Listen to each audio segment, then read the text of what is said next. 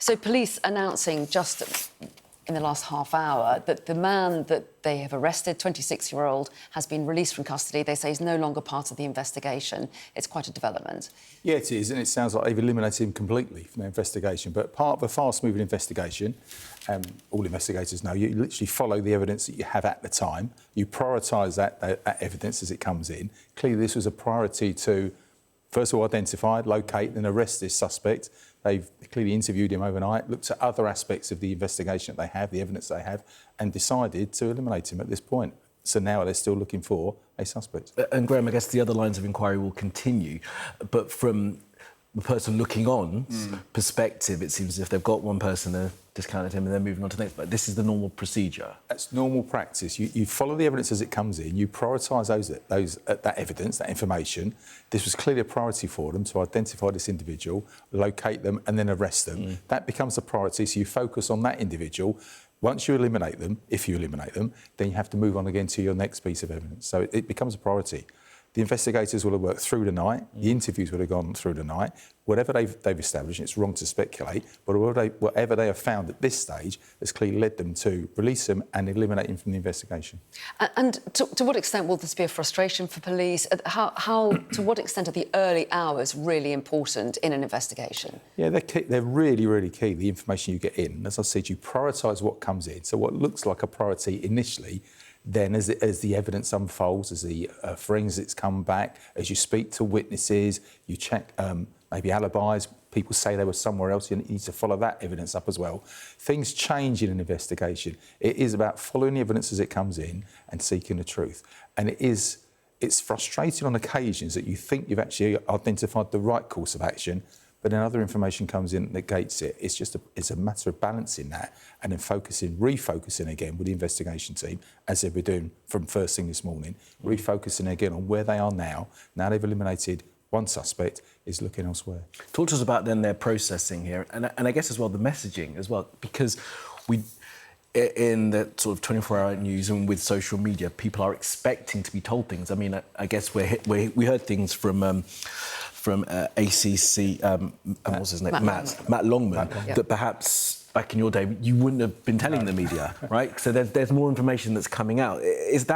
How much of that is a hindrance for police in their investigation, that they have to release stuff early on before, they've actually got to a conclusive idea? It's a difficult balance for a senior investigation officer to know what to release and at what point to release it. So the public can be fantastic, and the media can as well, in assisting an investigation, far more than it was back in the day, because you can ask people for help. But it's the information you release, and that has to be a very balanced process. What you don't want to do is prejudice any potential trial by releasing too much information, by prejudicing the right to a fair trial, by sending out too much of a description or names or addresses, etc. So there's a balancing process for the investigation team as to what they can release and what they should release. If the police can actually identify, locate and arrest a suspect without disclosing anything, that's the priority. That's what they would want to do. But if they have to ask for some help, they can. But in this day and age with social media and 24/7 news, there is a balance there to release the information, to reassuring the local public as well, the people that live in the area.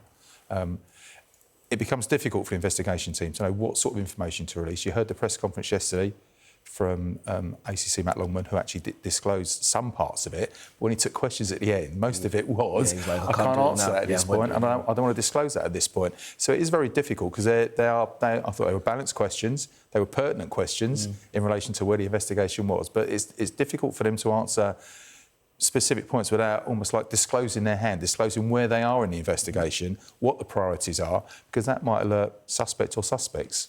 So give us an idea of what will be happening on the ground, because yesterday we understood there was a cordon around Anne Widdecombe's property, and that investigations would continue after the arrest. As we know, that individual has been released. So give us an idea of what the priorities are at the property by investigators. Yeah, the priorities wouldn't have changed.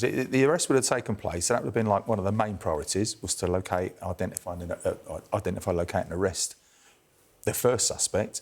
But they would still have remained at the scene, securing the premises, gathering the evidence, and almost like seeking proof that actually the person they have now arrested was the person responsible. Clearly that's now moved on overnight, and they've released that individual, no longer part of the investigation.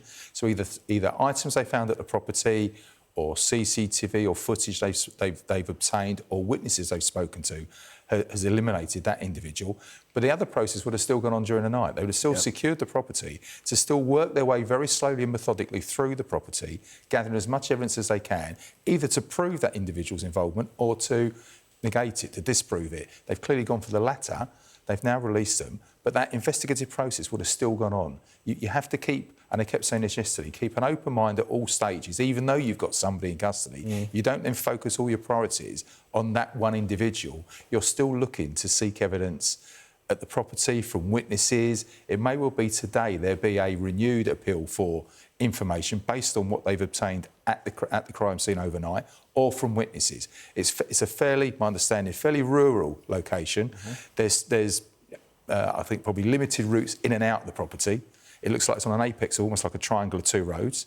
So they would have spoken to local residents, asked for people's any sightings, etc. That might, again, it depends where they are on the investigation. They might further that appeal today with more detailed information about what actually they are looking for, or sightings that have been seen by witnesses, and just enhance on that. You've touched on some of it there, but I guess all we're able to do is kind of pass what's been said by the officers and what they say in their statement. And obviously we know that they were called on Thursday the 9th. We got the news of the death yesterday morning and then the arrest later on in the evening. So, I mean, is that a significant amount of time? I mean, what do you think in terms of the way that they're investigating this, how much time has elapsed before they make an arrest? And you touched on the fact that while this individual had been questioned at the police station, there had been forensics and everyone else was still been... And they had the resource to do that, did they? Have enough officers and enough people to do everything at the same time? Yeah, they've secured the scene overnight. They've kept that in place. That wouldn't have changed even though an arrest has been made. It's not like we've got an arrest, so that's it, we're done at the crime scene. That would have continued on because, again, you're looking to either, as I said, either prove that individual's involvement or disprove it. All the other work would have still been going on as well, background checks, etc., trying to trace CCTV, speaking to witnesses, speaking to local residents. Everything would have still gone on as it should do. Timeline-wise, it was a very quick arrest. My understanding, she was supposed to appear on I think, a news programme on the evening, on the Wednesday night, failed to appear. Obviously, checks were made. She was then found, I think, Thursday morning, about 11:40. Ambulance service were called first of all. They've then called the police. Police have attended. Crime scenes put in place. So it's moved very, very quickly. Right.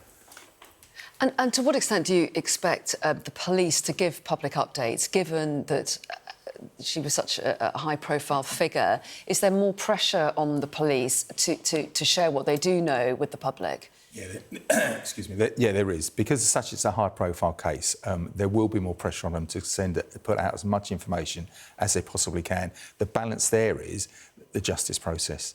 So make sure you don't disclose too much information that prejudices a fair trial. So it's a very difficult line they are treading. The information they want to release or can release, they'll be fully aware it's a very high-profile case. People want to know what's going on. They will also want the public's help in some aspects of it. So it's, again, that's a decision for the investigation team, the senior investigating officer, to look at what information they need, either confirming and what they can release to the public. Bear in mind, there's also a reassurance aspect as well. That's the... Well, we have you, because I know you're going to be with us for a little while as this story continues. On the language that has been used, that this individual is no longer part of the investigation, and they've said that it's a fast-moving murder investigation, is there any chance at this point, Graham, that they will actually go back on some of the things that they had said? They said it was not terror-related, it was not politically motivated, as their understanding. Now that individual's been released, is there a chance that that could be reassessed? Yeah, there was a caveat, if you listened yesterday, it was that at this stage, and that's what you would expect a senior officer at an investigation team to say, at this stage. And as I said, the investigation continues. At this stage, it's not terror. At this stage, not politically motivated. That can change depending on the evidence they gather. This, as I said, methodically and slow, they will work their way through the scene. They will speak to witnesses. They will... The first thing you investigate is sadly the victim themselves, to see if there's anything in their background that's led to this tragic incident, this awful incident. So that continues. That will still be taking place. Things can change during the investigation, as we've seen this morning, first thing this morning, with the suspect now being released. And the statement I picked up on was no longer part of the investigation. It sounds like they've been completely eliminated as opposed to, released on bail. Interesting. Yeah, and as you say, police wanting help from the public, they set up a portal, I think, where people can share information, and they've also referenced Crime Stoppers as well. But Graham, as Kamali was saying, you'll be with us all morning, so we'll chat to you later in the hours ahead. But for the moment, thanks very much indeed.